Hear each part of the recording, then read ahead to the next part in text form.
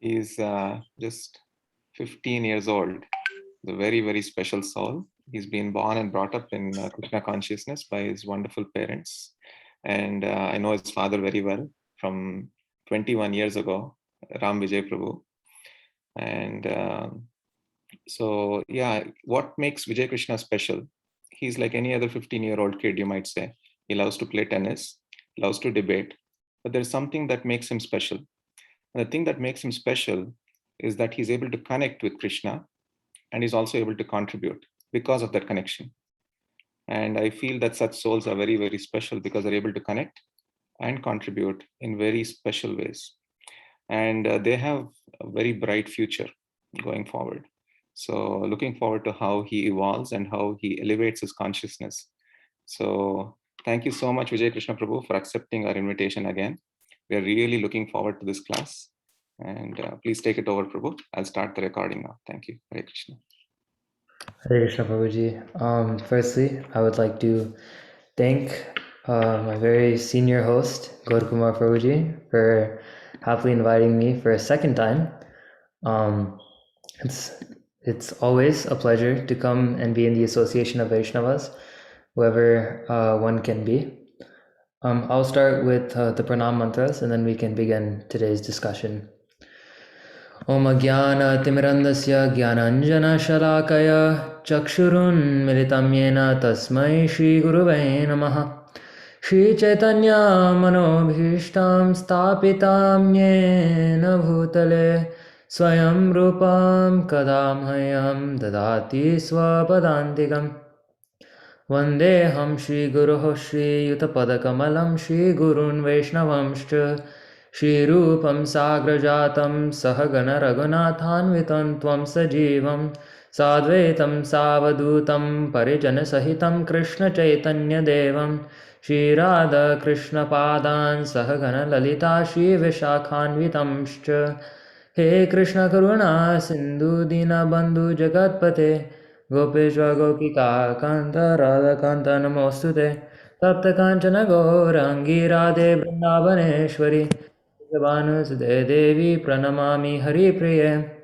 Vanchakalpatarubhascha Kripa Sindhubhya Evacha Patitanam Pavanebhyo Vaishnavebhyo Namo Namaha Nama Om Vishnupadaya Krishna Prastaya Bhutale Srimate Bhakti Vedanta Swami Niti Namine Namaste Saraswate Deve Gauravani Pracharine Nirvishesha Shunyavadi Pashyatya Deshitarine Jai Shri Krishna Chaitanya Prabhu Nityananda Shri Advaita Gadadara Srivas Adi Gaura Bhakta Brinda.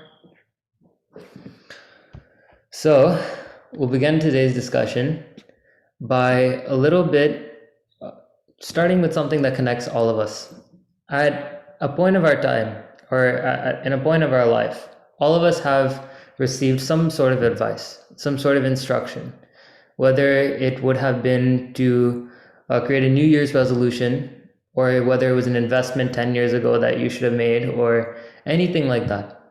However, all of us have one instruction, one piece of advice that brings us all here together today.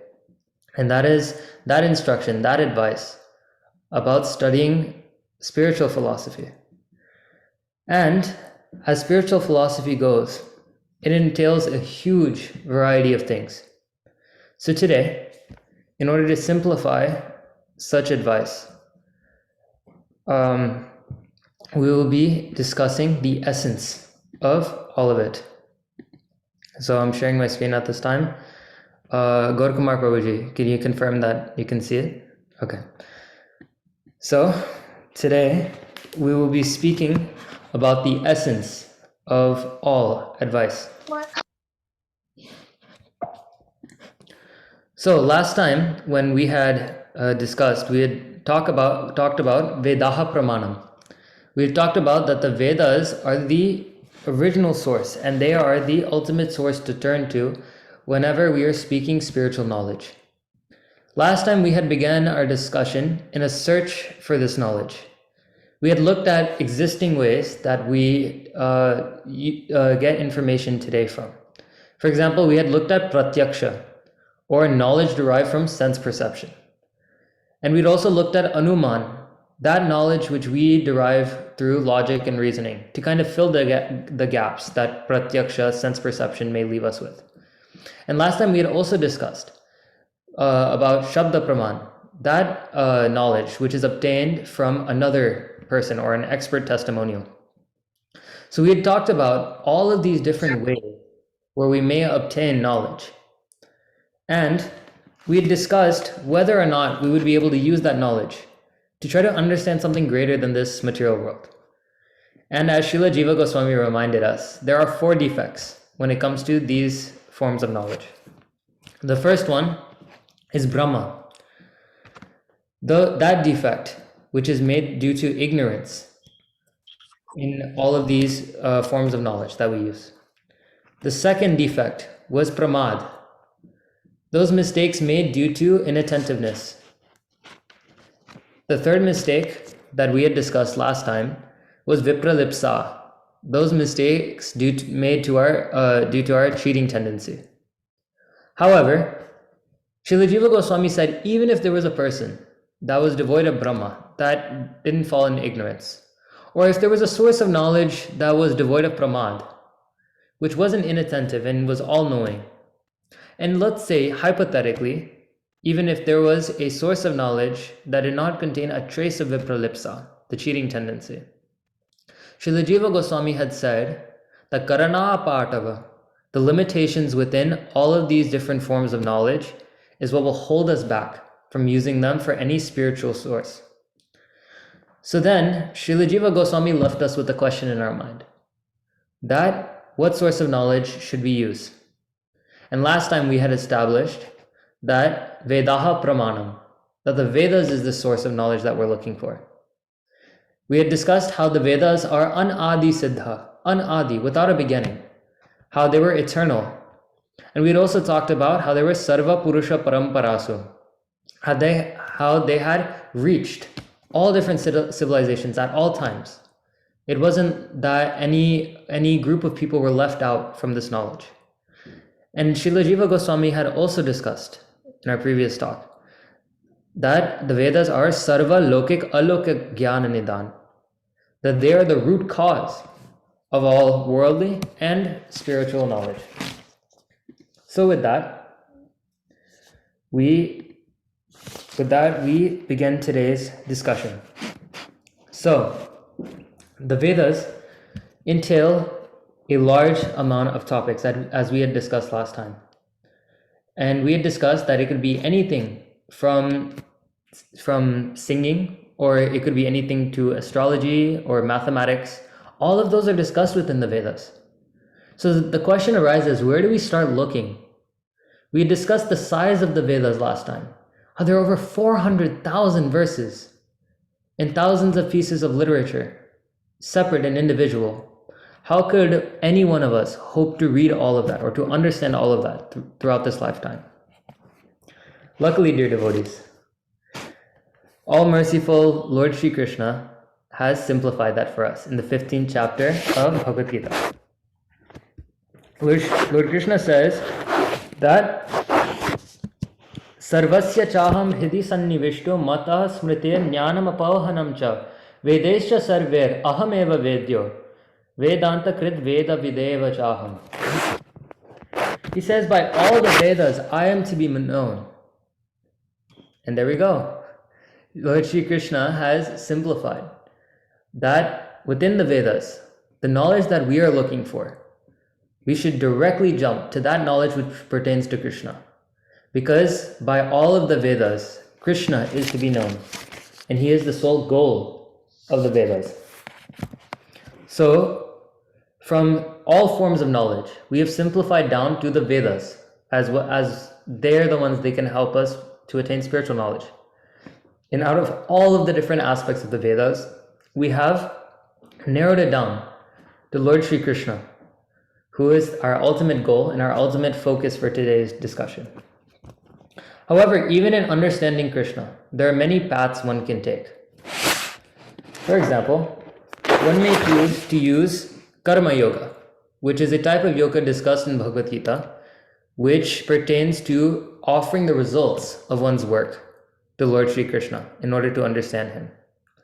Now, in more ancient times, this karma yoga used to pertain to doing fire sacrifice and offering the results of said sacrifice to the Lord. In today's modern society, we find karma yoga most commonly practiced around the basis of working in our job and offering the results such as money to the temple, or perhaps spending our time to distribute books and other things. So that is the meaning of karma yoga, offering one's results of their activities to Lord Sri Krishna. And that is definitely one path we can take to understand Lord Sri Krishna. The second path that is discussed in Bhagavad Gita is Ashtanga yoga. That yoga that pertains to meditation and yogic postures, as discussed in Bhagavad Gita.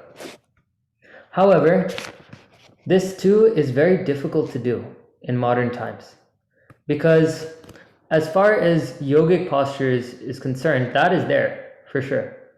But single-pointed meditation, and we're not talking about just a few hours, we're talking about years of practice and perfection. To understand the Lord through Ashtanga yoga has become very difficult. And one is not able to relish the sweet pastimes of the Lord while doing so either. So Ashtanga yoga is definitely another path we could take. However, there are other paths as well that are discussed in Bhagavad Gita. The next one that is discussed is Jnana yoga.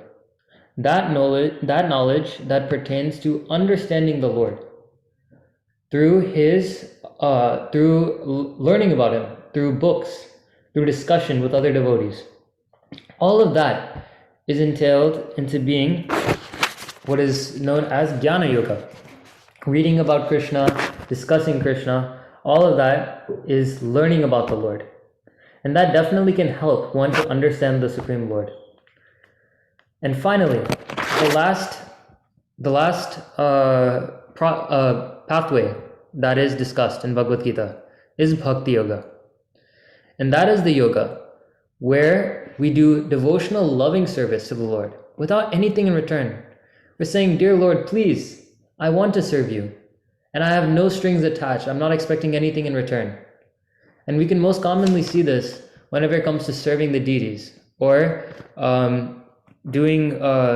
or calling out to the Lord in the form of his holy name. So those are the most common ways we can find Bhakti yoga as well.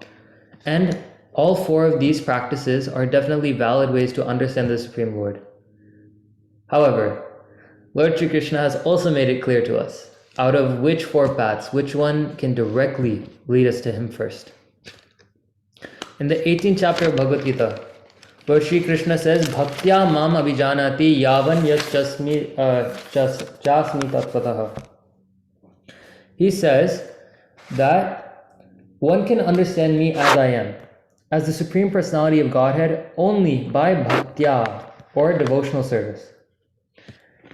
He says this point because he knows that out of the many different paths that individuals might take to reach Lord Sri Krishna, many of them are very misleading or very hard to come by in today's modern society. We had discussed Ashtanga yoga and others as well. And within Bhakti yoga, Lord Sri Krishna is not only satisfied by our service, but also Bhakti yoga in its very nature helps us advance to the spiritual world much quicker than many of the other paths. So we have simplified it from all forms of general knowledge in order to understand the spiritual truth.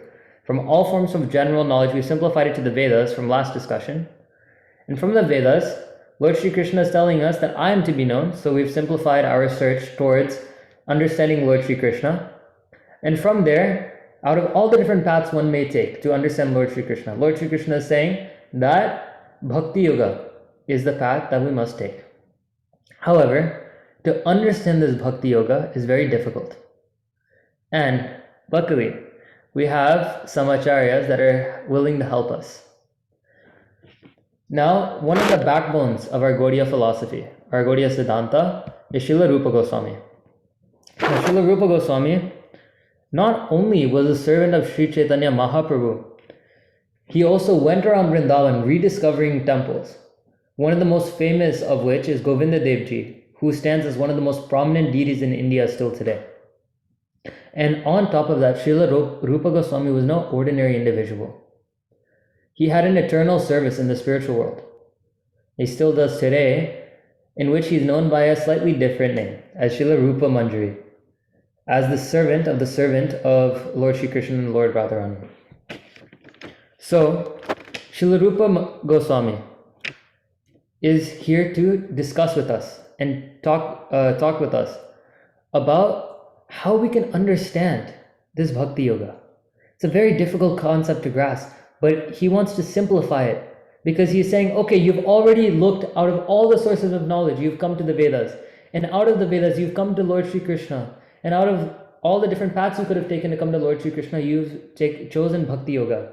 All right, you've come to the right place. Let me simplify this for you. So Srila Rupa Goswami, in his book Upadeshamrita, he discusses just this. He says, Tannama rupa charitadi sukirtananu sprityoh kramena rasana manasi niyojya tishthan vrajeta danuragi jananugami kalam naedakhilamithyupadesha saram. He says that Tannama rupa charitadi sukirtananu. He says tad. Now tad in Sanskrit means his or hers or theirs, and based off of the context of which Upadeshamrita is written in, it is written in the glorification of Lord Shri Krishna. So here, tad means Krishna's. Okay, Krishna's what? He says nama, name. You can see that's a cognate between English and Sanskrit. Name and nama. He says Krishna's name. What else? He says rupa, his form. Charit adi.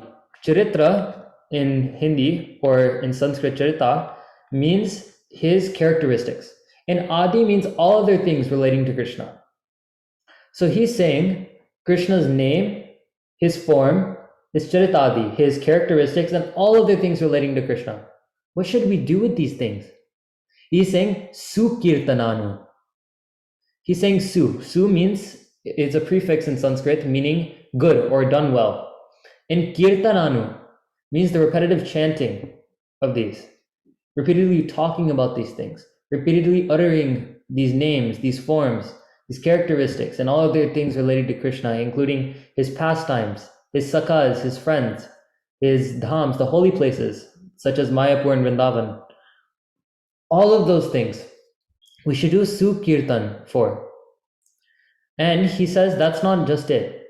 Anusmrityoho. Anu means repetitively, and smrityoha means to remember. So he's saying not only is the essence of all advice that you just simply chant these names and discuss the form and sing about his characteristics and read about his adi, all other things related to Krishna. Not only do you just need to talk about these things of kirtananu or kirtan, not only do you just chant these things. He says that smarana is also important, smrityoho, that you must also remember. And he's saying kramena, in this order, rasana manasi. The word rasa may be very familiar to those of us who have heard perhaps this word before in Sanskrit terminology. Rasa means taste. And rasana is that body part which tastes. It's amazing how Sanskrit talks in riddles. So rasana is that body part which tastes, which is the tongue. And manasi is the mind.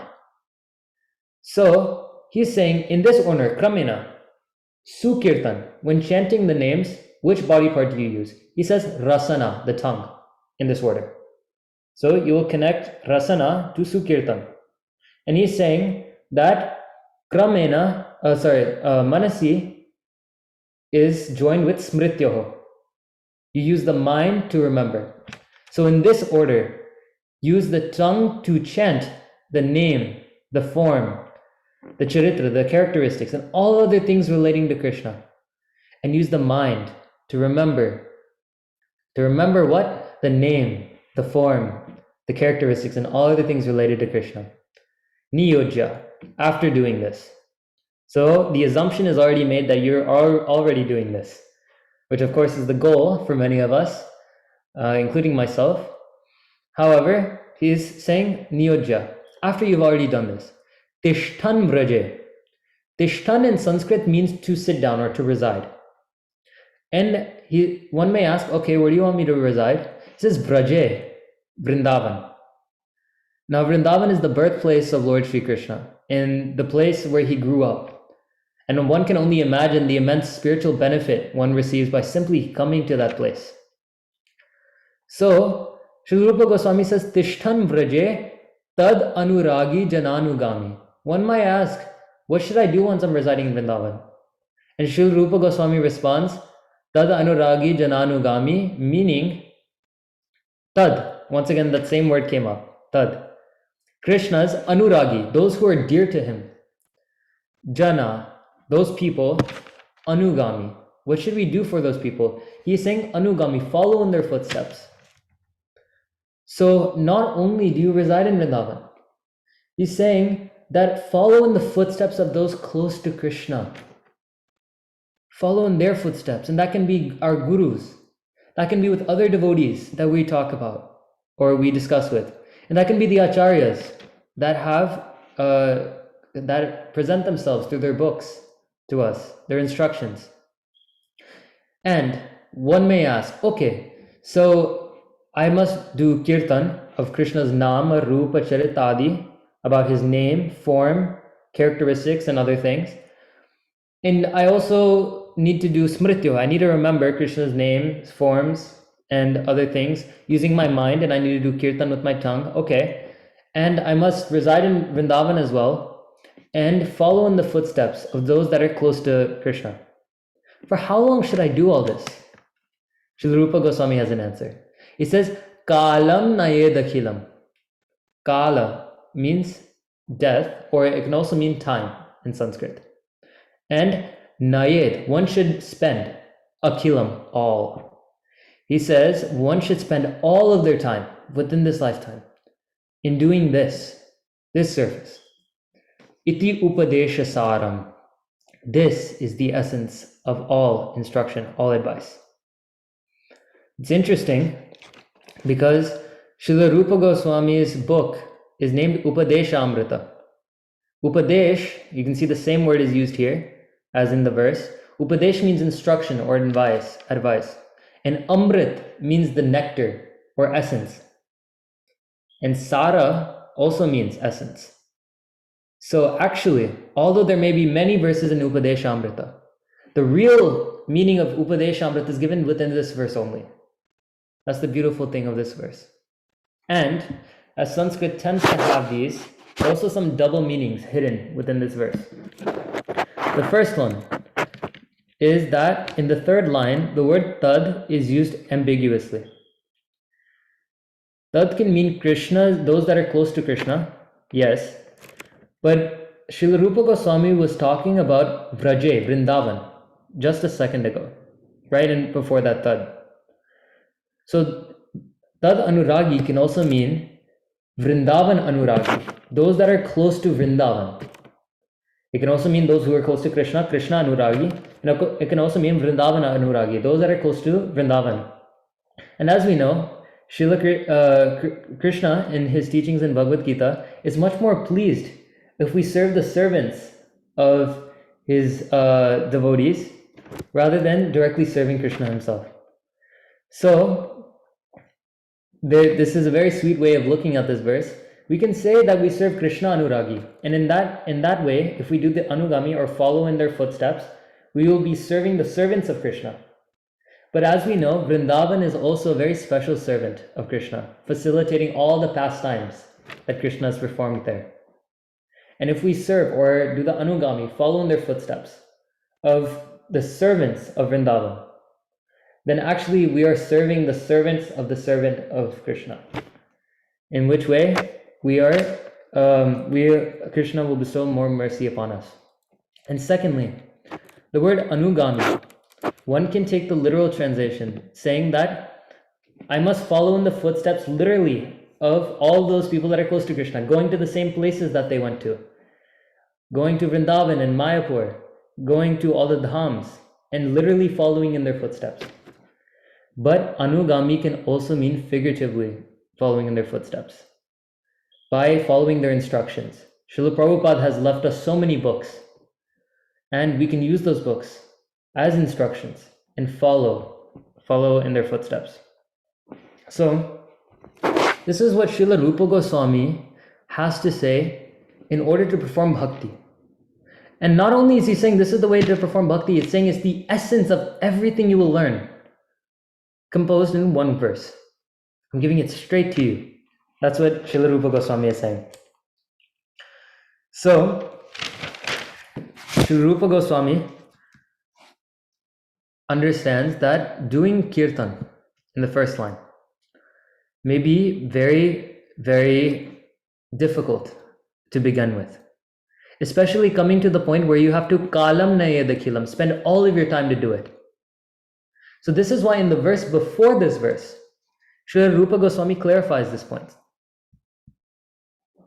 Srila Rupa Goswami says, Shat Krishna Nama Charitadi Sitapya Vidya Pito Patapta Rasanasya Narochikanu Kintvadarādanu Dinam Kalusheva Jushtha Swadvikramad Bhavati Tadgadamula Hantri.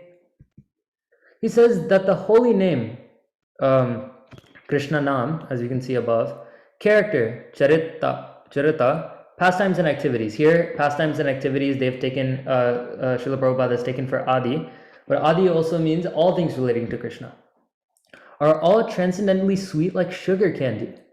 Although the tongue of one afflicted by the jaundice of avidya, ignorance, cannot taste anything sweet, it is wonderful that simply by carefully chanting these sweet names every day, a natural relish awakens within his tongue, and his disease is gradually destroyed at the root. So once again, Srila Rupa Goswami has put this verse here in order to help us understand how to do Sukirtan over time, how to recite the Lord's names over time. So he says that the holy name is like a sugar candy. And any individual, Srila Prabhupada has clarified this point in his purport to this verse, any individual who has chosen material life over spiritual life is like a person inflicted with jaundice. Now, jaundice is a disease where the person affected by the disease tries to take anything in their mouth or tries to eat anything, and it'll always taste bitter, including sugar. And the cure back in the day used to be giving sugar as the antidote, and even today quite commonly it's seen that sugar can be given to try to cure such a disease. So over time, the person afflicted by jaundice is given sugar to eat, and as they repetitively start eating it, over time it becomes sweeter and sweeter and sweeter and sweeter until the sugar doesn't taste bitter anymore. In the exact same way, Srila Rupa Goswami is saying that chanting the Lord's names, by talking about Lord Sri Krishna, by reading about him, by discussing him, by using our tongue in the service of Lord Sri Krishna, doing this in its early stages is bitter, like how one afflicted by jaundice may feel. But over time, how the person with jaundice who eats sugar candy all the time is gradually being cured of the disease. Over time as well, Srila Rupa Goswami assures us that, dear devotees, by chanting the holy names of the Lord over and over again, that too will taste sweet and sweeter and sweeter and sweeter until we can only taste the sweetness and know it doesn't taste bitter anymore, chanting the Lord's name. Furthermore, Srila Prabhupada explains that there are various stages in which a person chanting goes through. Firstly, when you start Sukirtana, or when you first start chanting, you begin in the neophyte stage, in the beginning stage. As all things do, you start. And when starting, it may taste bitter like this. However, Srila Prabhupada assures us by doing this over and over again and without offenses, is a very important point. If we do this over and over again without offenses, we will eventually reach the point of bhajana kriya, in which we can start tasting a little bit of sweetness within that chanting. And if that is done in conjunction with the 4 regulative principles, namely no meat eating, no gambling, no intoxication, no illicit sex, if it is done with all of those 4 regulative principles in conjunction, and it is done repetitively, Srila Prabhupada assures us that that day will come in which bhava will awaken in the heart, in which we will have the spontaneous love for Lord Sri Krishna awaken in the heart. And at that point, chanting the holy name is as sweet as eating sugar candy. So that point Srila Prabhupada makes here. However, as Srila Rupa Goswami discussed, doing kirtan is not the only instruction that he's giving. He is saying that we must not only just chant using our tongue, we must remember using the mind. So the acharyas have a very important point to make at this juncture. They say, Mano madhye stito mantro, mantra madhye stitam manaha, mano mantra samayuktam etadhi japa lakshanam. They say that the mantra is firmly situated in the mind, and the mind is firmly situated in the mantra. Such a seamless connection of the mind and the mantra is the characteristic of ideal japa. Jap. Now, jap here means the repetitive chanting of these names. And not just the names, as Srila Rupa Goswami discusses, the roop, the form, and the charitadi. There's characteristics and all other things as well. So, the acharyas make this point that not only is chanting enough, but also making sure that that sits in our mind should also be there. That the mantra is situated in our mind, and our mind is situated on the mantra. And when both of those are achieved, then we'll gradually go through this process and be purified, as Srila Prabhupada said. Now, the good news for us is that by doing one activity, we're able to fulfill both requirements. By doing japa, not only do we take the Lord's names using our tongue, using our rasana, but also it is able to sit in the mind at the same time so that we can do smrityoho and remember. In a room conversation, a disciple of Srila Prabhupada had asked Srila Prabhupada. The disciple asked, Srila Prabhupada, shouldn't we focus on the sound vibrations coming out of the mouth? Srila Prabhupada said, yeah, that is good. But he said, simply hear and let the mantra sit in the mind. Simply hear. When you're chanting the Maha Mantra, Hare Krishna, Krishna Krishna, Hare Hare, Hare Rama, Rama Rama, Hare Hare. How we began today's talk was through the chanting of that. Let that sit in the mind. Simply let it sit in the mind. Japa can be done for both Kirtan and Smaran, and Srila Prabhupada said to let it sit in the mind. Those are the key takeaways from this verse. However, it is important to understand what this seemingly similar statements of the mantras situated in the mind and the mind situated in the mantra mean. So the acharyas go further. They say, Manaha samharanam shaucham maunam mantrartha chintanam avyagratvam anirvedo japa sampati hetavaha. In Hari Bhakti Vilas, it is stated that withholding the mind from all other activity, maintaining internal and external purity, not uttering anything besides the mantra, focusing on the meaning of the mantra, non-hastiness and non-despondency, these qualities are the causes of great attainments in japa. The acharyas are saying that not only should it stay in the mind, but they're giving us a method to do it as well, a guideline. And they guarantee if you follow this guideline, the mantra will stay in your mind. and the mind will be in the mantra. So they say that withholding the mind from all other activity, that means whenever doing kirtan or doing jap, whenever we do these activities, to make sure that we're not distracted by anything else, or not having Netflix in the corner there, not doing any of that. As exciting that may be, japa is supposed to be simply for japa and nothing else. They're saying maintaining our internal and external purity. Internally, our intentions may be pure, need to be pure, and if we want to advance, they need to be that of a humble attitude towards the mantra, and that it is for our internal purity we are doing the mantra. And externally, we must be in an environment which is pure. Thirdly, they say that do the japa without uttering anything besides the mantra. Meaning that whenever we are doing such japa, in between having discussions is not recommended, because the full focus should be in simply remembering the Lord at this time. Otherwise, your mind is distracted, and the mind won't be in the mantra. Fourthly, focusing on the meaning of the mantra. And the mantra here can be anything. It can be a bhajan. It can be simply discussing about the Lord. And all of these, by focusing on the meaning of that, focusing on Krishna's pastimes, his adi, his charitra, his characteristics, his roop, his form, his nama, his name. By doing all of that, we are focusing on the meaning of the mantra. Fifthly, not being hasty, not rushing through the mantra.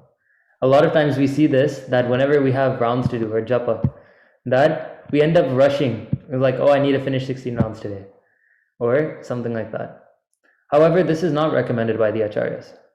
They say that the mantra is meant to be relished, and non-hastiness must be observed whenever doing sukirtana or taking the Lord's names.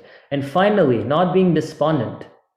That means not losing hope or not losing the courage in chanting. That if something bad happens in our life, we're not going to blame the mantra for it. Just keep chanting. And that way, we put our faith in the mantra. And if all of these criterion are satisfied, the acharyas say that we'll make quick advancement through sukirtana and through smrityo, through the remembrance of the Lord. However, imagine this, doing all this.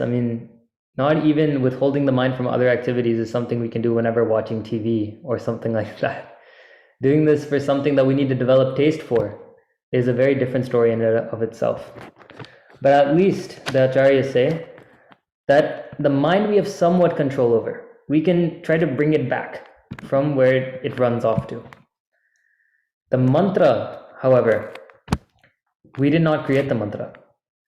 And the mantra is eternally pure.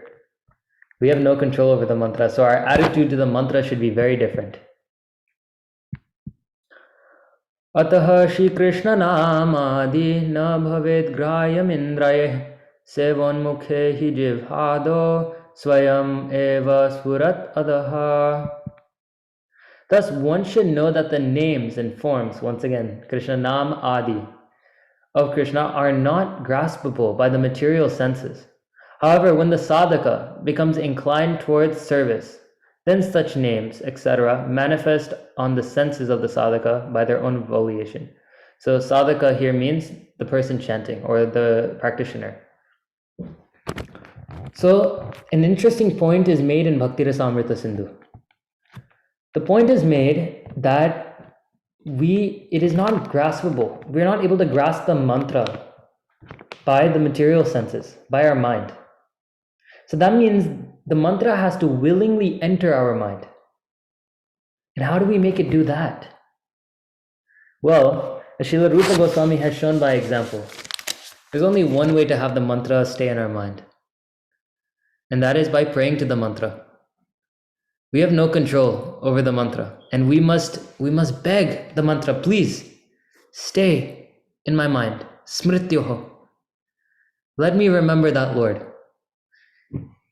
Because at this point, we are not the masters of the mantra is the master of us. It is our only connection to Lord Sri Krishna. So that point is very important to note. Srila Rupa Goswami in his song Namashtakam has made this point so clearly, where he repetitively plays, please, O mantra, please stay on my tongue. You can find this Namashtakam in Srila Rupa Goswami's Stavamala. And he prays for the mantra to Tishtan, to reside on his rasana, his tongue. So this point is also made by the Acharyas here. So we have so far understood that, okay, Sukirtana, whenever we're chanting the Lord's names, his forms, his characteristics, and all other things related to Krishna, it's going to be a gradual process. But we can do this if we chant without offenses, if we follow the 4 regulative principles. And Srila Prabhupada assures us we will get there. So that's how we can do Sukirtana. Then we have also discussed Smrityoho to this point, that the mind must be in the mantra. There's a very strict guideline, and that will come through practice. And if we can meet those requirements for while doing jap or while remembering the Lord, then it is very easy to attain him. But it's also important to pray to the mantra so that it resides in our mind. Now we come to the point where Srila Rupa Goswami is talking about Tishtan Vraje, residing in Vrindavan.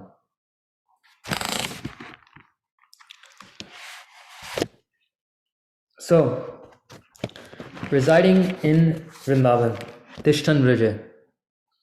Now a very important point needs to be made here. The concept of the Atma and the body, the soul and the body, has been introduced to us already, where we have a spirit soul, and we have this material body, and they're separate. The actions of one does not affect the other. For example, with my material body, I may eat or drink some water, but the Atma does not also drink the water with me. That is simply to fulfill the needs of this material body. And likewise, when the soul leaves this body and travels to the next world, the body doesn't come along. So the actions of both of these are separate. Similarly, for a bhakti yogi, there are 2 identities in which a bhakti yogi practices in. The first one is the one that we are always aware of, our sadhak deha, or our identity as a practitioner. This is the identity in which we can practice our bhakti in, and we're trying to perfect it. As we had talked about earlier, over time we're trying to perfect this practice. And the sadhak deha is the identity in which we do this in. However, there will come a day in which our siddha deha, our eternal identity, will be revealed to us. And at that point, when Srila Rupa Goswami says Tishtan Vraje, when he says one must reside in Vrindavan, now we're talking about 2 different Vrindavans. For a sadhak deha, one may practice in Bhom Vrindavan, that Vrindavan that can be found on this earth. That Vrindavan in which Lord Sri Krishna appeared, performed his pastimes, and then left, departed this world for. However, for the Siddha Deha, Srila Jiva Goswami, whenever he says Tishtan Vraje, when he says residing in Vrindavan, it means that Vrindavan, Goloka Vrindavan, in which Krishna performs his eternal pastimes. And he says both of those must happen within this very same lifetime, which seems as a very contradictory point. But Srila Rupa Goswami will elaborate on this point. In Chaitanya Charitamrita, we find this point beautifully explained. Seva sadhaka rupena siddha rupena chatrahi tadbhava lipsuna karya vraja lokanusarataha. The advanced devotee who is inclined to spontaneous loving service should follow the activities of a particular associate of Krishna's in Vrindavan. As we had discussed earlier, he should execute service externally as a regulative devotee or sadhak deha, as well as internally from his self-realized position, siddha deha. Thus, he should perform devotional service both externally and internally. So here we can see in the verse, the first word is seva, and seva means service. Service as our sadhaka rupa, or our identity or body as a practitioner, is different than our identity and our service as a siddha rupa. So whenever Srila Rupa Goswami says Tishthan Vrajetad Anuragi Jananugami, whenever he says reside in Vrindavan and follow in the footsteps of those that are close to Krishna or close to Vrindavan, as this verse says, then he's talking about two different ways we need to perform the service, in two very different ways as well. That within the same lifetime, one should both use the sadhak deha, their practitioner's identity, in order to do physical service to those that are residing within Vrindavan, but also use one's eternal identity to do service to everyone that is within the eternal Vrindavan. And because this point is very difficult to grasp, one may bring up the point that, this is all good and all. Srila Rupa Goswami is saying, okay, reside in Vrindavan, that's great. However, Vijay Krishna, you're not residing in Vrindavan, are you? And that point is true. For reasons that we all have, none of us, to my knowledge, right now, are residing in Vrindavan. However, if you remember from our last talk, we talked about a very special acharya within our movement, and that is Srila Jiva Goswami. And Srila Jiva Goswami interjects once again to save all of us.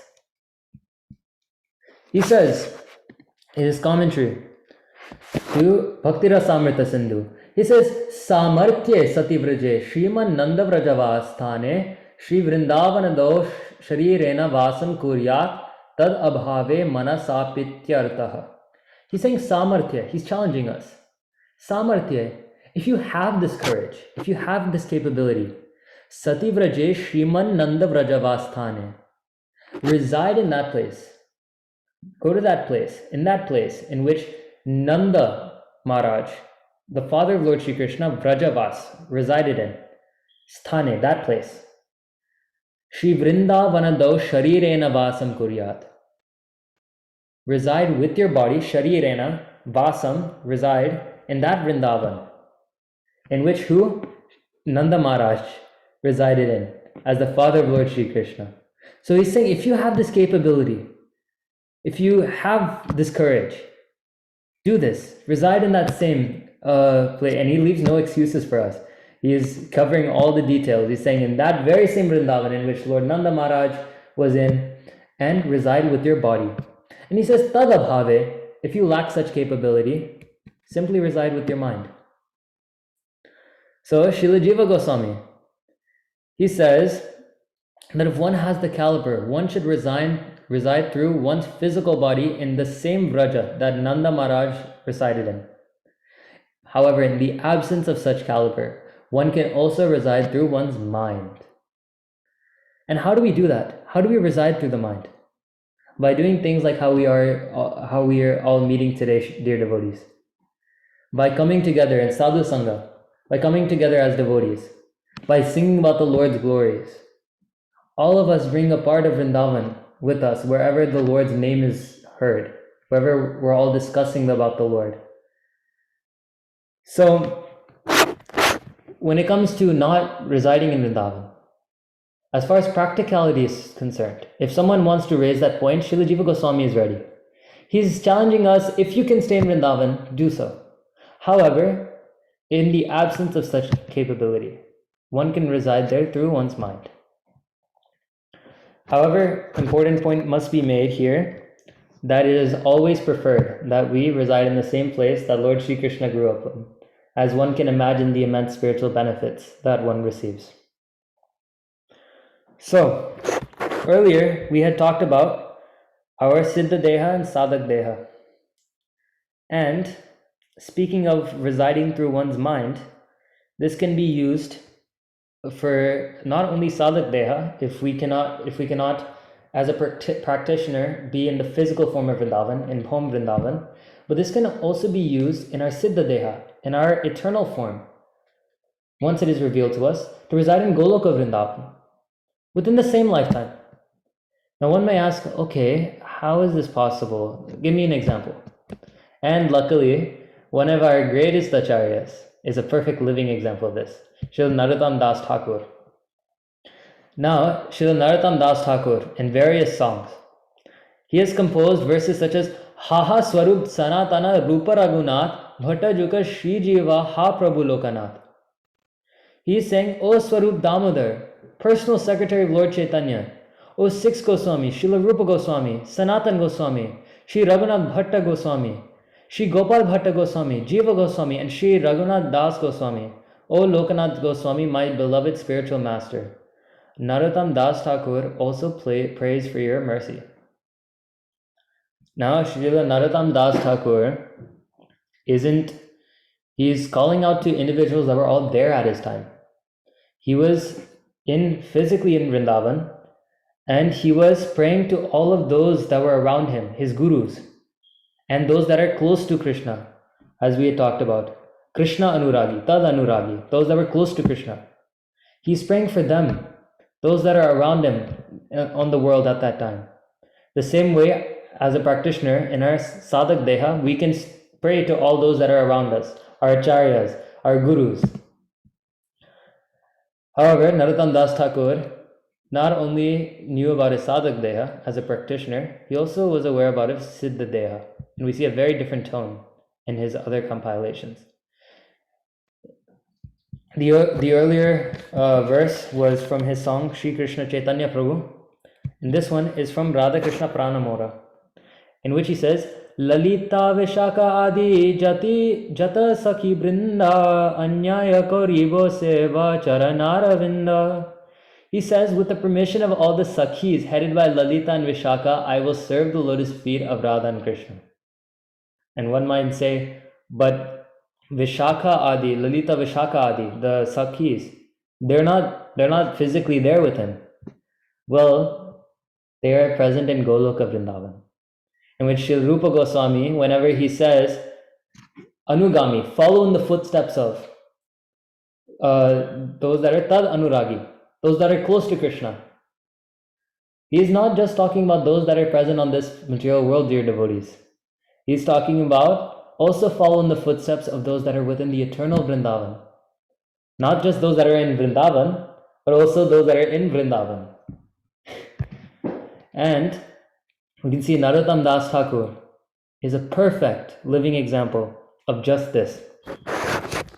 So, Narottam Das Thakur has shown us that both are possible.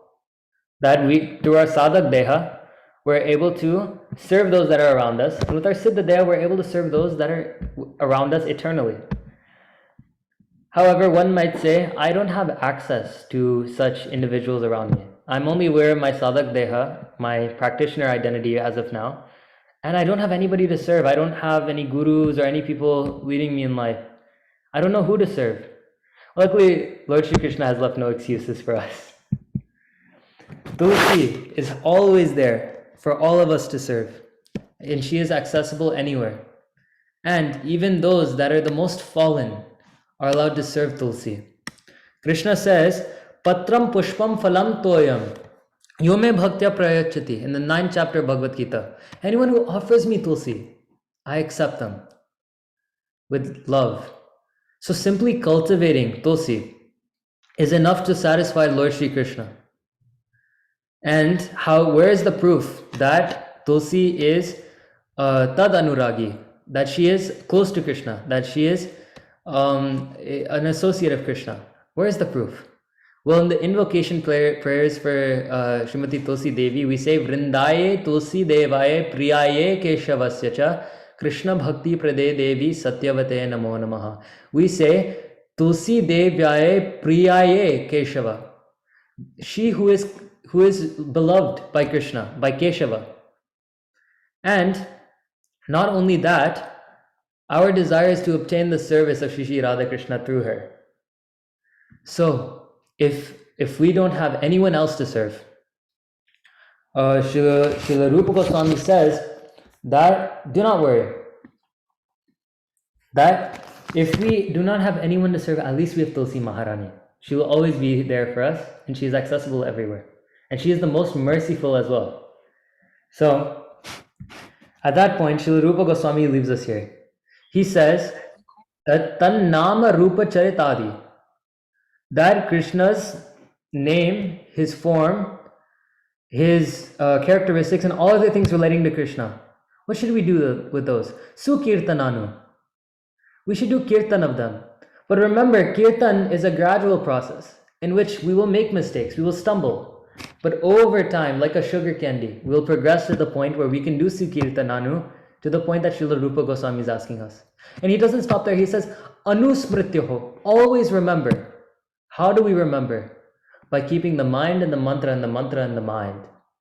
By making sure that we are focused on the names, on the forms, on the characteristics, and all the things relating to Krishna.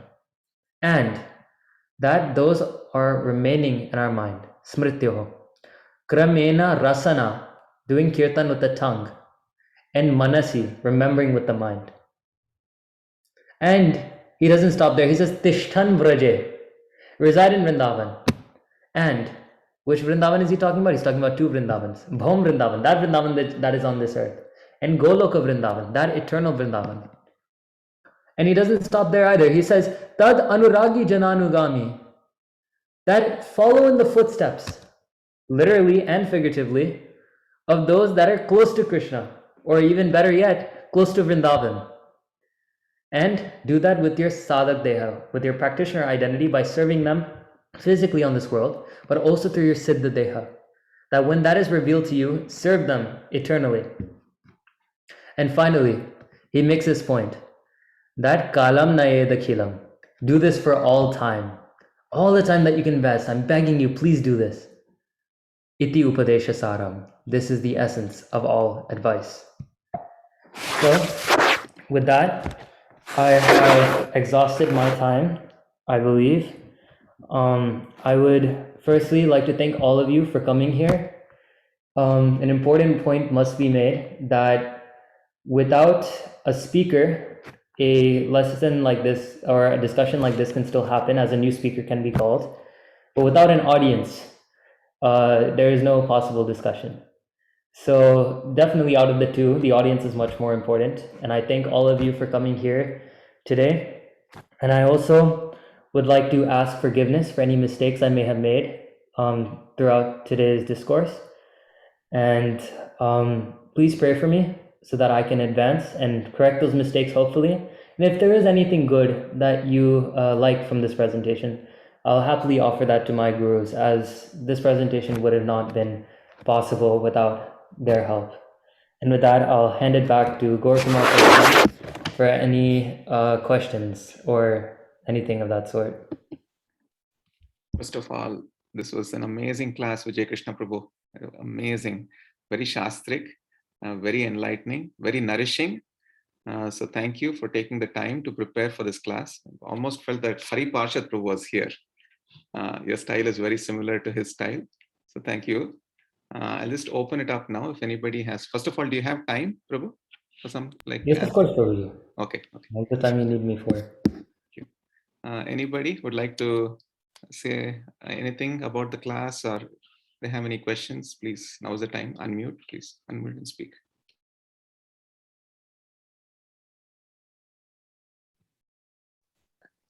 Hare Krishna, Vijay Krishna Prabhu. Very wonderful class. And actually, I will have to hear this again to be able to, kind of make sense of the flow. Yeah, there was a lot of valuable information in terms of how we should be practicing bhakti. And yeah, I mean, I've read Upadeshamrit once or twice, but I never really spotted that Sarva Upadeshamrita Sara. So that is really wonderful. And even in Bhagavad Gita, Krishna, he at many places, he kind of says that, okay, this is my opinion. This is my opinion, matam.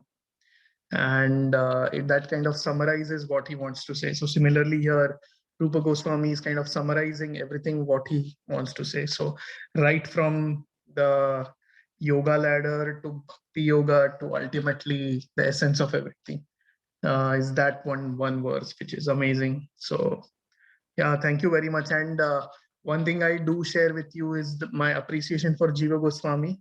So Gaur Kumar Prabhu would know that even I, of course, I am not so shastrically advanced that I can study his works directly. But yeah, one day I hope to do that and appreciate him more. But yeah, what he has given to our sampradaya is unparalleled, I feel. So thank you very much, Prabhu. Yeah, as we discussed last time, Srila Jiva Goswami is the backbone of our philosophy. And without him, we're very glad. Otherwise, much of the works would have been lost to us. And also his commentaries opened up. I used one of his commentaries today, and his commentaries open up a whole new range of perspective and kind of save us from losing that knowledge that we would have otherwise not understood. So yes, I also share that appreciation with you. I have a question though, Prabhu. So which commentaries do you read? I mean, are these English translations or are these Sanskrit, and you know Sanskrit well enough to read it or something like that? Yeah, so most of his works today, some of them are translated into English. For example, you can find versions of the Tattva Sandarbha, which is his work, translated into English. They're a bit hard to find, but you can find them. Other works, such as his commentaries, many of them are not translated yet, which are still like, for example, his commentary on what is that?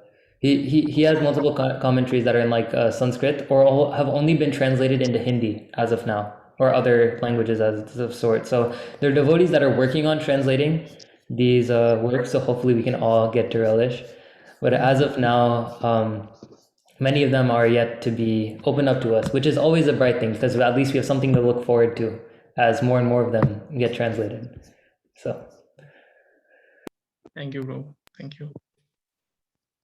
Vinay Prabhu, please go ahead. Yeah, Hare Krishna, Vijay Krishna Prabhu. As always, class was mind blowing, and personally, I felt like you summarized my day-to-day struggle into words. Like you put those with the chanting, and then you provided like exact steps also, like to work on that. And especially like the whole lecture was like full of so many vital points, and I must have missed many of them, so I have to catch up like by watching this lecture again. But like that mantra is our master and we are not the master of mantra, and praying to the mantra is like can help us in chanting, and then serving Tulsi Maharani, like dham, so many important points. And we can improve on chanting only by chanting more, like that example of jaundice. So I mean, yeah, like everything put together, like I heard some of most many of the things, something here and there, but like everything you put together and shared so nicely with like so many verses and references, so it makes it so authentic and like relishable to hear. So thank you so much, and I can like only pray that you may like Krishna shower more and more mercy on you, and you like relish holy name more and more every day, and then yeah, go back to your place where you belong, yeah, from Goloka. Haribol. please continue praying for me. And I definitely share those struggles with you when it comes to japa. Luckily, I'm able to only share this, and I'll gladly offer your kind words to my gurus. So thank you so much, Haribol. Also, you should offer your kind words, your thanks to your wonderful parents also. Lalita Madhavi Mataji is here and Ram Vijay Prabhu are also here. So Mataji, would you like to say something about Vijay Krishna and how he prepared for this class? And please. I think Ram Vijay, are you there? I think Ram Vijay would be best person to talk about this. We saw him, he likes to study Shastras, and I see that he doesn't stop at just reading one book. Like if he sees something, like he's also always researching, and all these shlokas, he's trying to dig deep into it, like, you know, there are different meanings. And then sometimes when he reads something, he'll come to me and then I have to listen to it. Like, Mama, did you know that, this, and this also means this? And then he will have like a pop-up quiz from me. Tell me, how does this work? What does this mean? Yeah. So those are just our little pastimes, when Vijay Krishna is studying. Thank you, Mataji. Yeah, wonderful. Please, everyone, pray for him. Definitely. Anyone else would like to speak? Yeah, Nitya Kishori, go ahead. Hari Bol, Vijay Krishna Prabhu. Sorry, I couldn't turn on my video because I'm putting my daughter to sleep, and but I did hear the whole lecture, and it's so refreshing to hear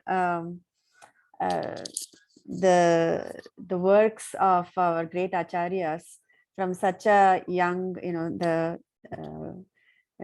next generation, devotees such as yourself, and such a depth in understanding. I felt like there's so many points that are takeaway, and I also like I always wanted to have a kind of a crash course on Japa workshop. this made it for me, and because I could not sit down the whole day, do things like that, or do 64 rounders and stuff, but I needed this stop and reflect and then keep moving forward, stop, reflect, moving forward kind of an approach. And this definitely worth this lecture is definitely worth hearing over and over again, just to reassure certain points, like others were saying, the mantra in the mind and the mind in the mantra.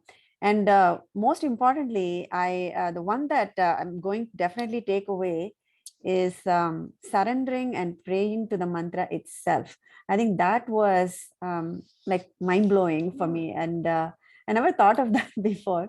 I probably have heard it, but when you said it, it was like, the click happened, that I think I must have heard it, but I didn't. Yeah, praying. No, it's like praying to Krishna. But then actually, it's the mantra is the connection between us and Krishna, and just surrendering unto, of course, Guru, also surrendering unto Guru, and praying to mantra itself as a process to, because the first point that you mentioned in that mind in the mantra is the how to achieve it is not having distractions is very, very difficult.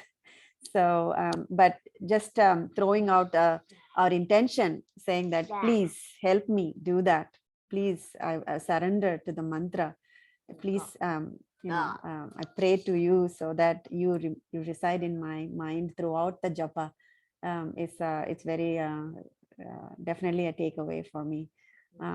Thank you so much. And again, the Vrindavan consciousness, praying to having Tulsi Maharani, everything was like spot on for me. Thank you so much. I'm so proud of you. I don't know if you can use the word proud in devotees, but definitely very proud for having known your mom, and also seeing that the next generation is flourishing so much. And thank you so much, Vijay Krishna, Ram Vijay Prabhu and Lalita Madhavi Mataji, so for bringing up such a wonderful Vaishnava. Thank you. Hare Krishna, Vijay Krishna Prabhu. This was a wonderful class. I'm so thrilled. I was at the edge of my seat most of the class because you gave me a lot of hope, Prabhu. I'm very I'm a beginner in chanting, but one thing that you gave me hope is follow the people or follow Vraja. That gave me a lot of hope, Prabhu. I'm hoping that it's if you do one of them sincerely, the other will also fill up. So, maybe I can make up for that. So it was extremely wonderful. The class was, I agree with Mataji. I have to hear the class again and again. And that was, this was a wonderful point about praying to the mantra itself. I've heard a lot about listening to the mantra which you also mentioned. But praying to the mantra was with sincerity was the first time that I was hearing it. And so it was extremely enjoyable, Prabhu. And I'm going to listen to it again. And coincidentally, I'm on the 10th chapter right now. I'm studying Bhagavad Gita in another class. And the 9th verse, the 10th chapter, I'll just read it out. The thoughts of my pure devotees dwell in me. Their lives are fully devoted to my service, and they derive great satisfaction and bliss from always enlightening one another and conversing about me. So somehow, I when you did this class, and I've been doing the first few verses of the 10th chapter, it was like, this class was made for me, Prabhu. So thank you so much for your class. Thank you so much for preparing so much for us and for our benefit. Thank you, Prabhu. Very well, Prabhuji. Thank you so much for listening attentively. Once again, these are not my words. These are the words of the acharyas and my gurus. I'm simply a medium in which their knowledge is coming to you.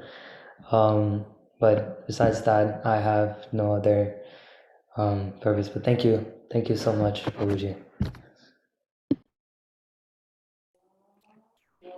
Jai, so thank you so much, dear devotees, for being here. I just want to summarize 3 points that I really liked. So first of all, try to hear yourself chanting. So when Jayadvaita Maharaj asked Srila Prabhupada once, how do I know if I'm chanting properly? So then Srila Prabhupada mentioned, try to hear yourself chanting sincerely. Try to hear yourself chanting sincerely. So, and Jayadvaita Maharaj took that to heart, and then he tried to hear himself chanting sincerely, and that really helped him. The second thing I really liked was what Nitya Kishori mentioned, is that praying to the mantra, that was very, very powerful. So thank you. And then the third one was about Vrindavan consciousness. So these are 3 powerful take-home points that I will definitely take home.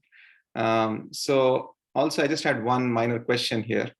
So you mentioned that choosing material life over spiritual life can become like a disease, right? So how do we understand this? Like, we all have material lives. So, and we all have spiritual lives also. But sometimes we tend to choose material life in a practical sense. We tend to choose material life slightly higher than spiritual life. We chant for 2 hours, but the rest of the day, most of the time, we're doing other things. So, which means that we are choosing material life over spiritual life. So how would you, what would you say? So that is true. We all have a material life and a spiritual life. But Prabhuji, that is part of the reason why we haven't had bhava yet, right? Because a lot of times that material life comes in between, and we're forced to make a choice in between the two. And that is part of the journey. As Srila Prabhupada says, that one, comes to the point where they're of bhajana kriya, in which we are able to start feeling like, what would happen if we didn't have a second choice, if we simply said, okay, I want to go for the service of, Lord Shri Krishna. And although, yes, the material life is very important, especially for grahastas who have a obligation to having some form of material life. But Srila Jiva Goswami really believed in practicality. And one of the teachings that I had come over when preparing for this class was that as long as Krishna is kept in the focus of whatever material activities we perform, automatically those material activities become spiritual activities as well. So it really shouldn't be, it ends up being a choice between material life and spiritual life. But as much as we can, if we can turn that to being, okay, at the very least, I'm performing these material activities for the ultimate service of Lord Shri Krishna.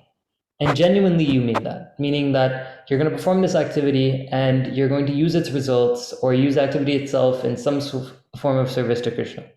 In that case, then that choice really does not remain. So I don't know if I answer that to your satisfaction, Prabhuji. Yeah, wonderful, wonderful. I really like that answer. So essentially what you're saying is there are certain things that we live with and there are certain things that we live for. So we should live for a higher purpose. And then whatever we live with, they're called resources. We must use all of them for what we live for. So yeah, so thank you. I think that summarized it very well. Thank you, bro. Anyone else? Otherwise we can stop now. So Vanchakalpatarubhyascha kripa sindhubhyo patitanam pavanebhyo vaishnavebhyo namo. His Grace Vijay Krishna Prabhu ki jai. Jai. Okay.